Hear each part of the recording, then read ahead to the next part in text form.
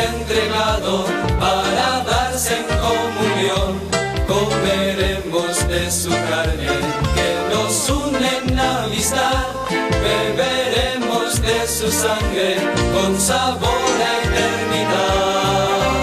Danos siempre de este pan que nos une en comunión,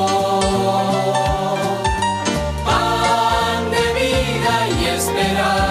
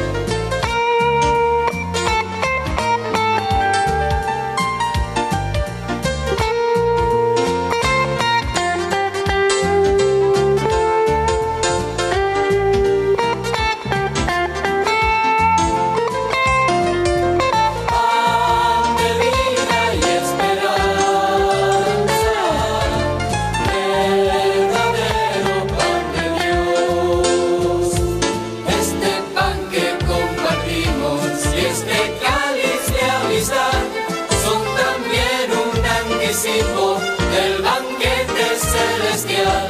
Mientras tanto, como iglesia, caminamos hacia Dios, esperando la venida de Jesús.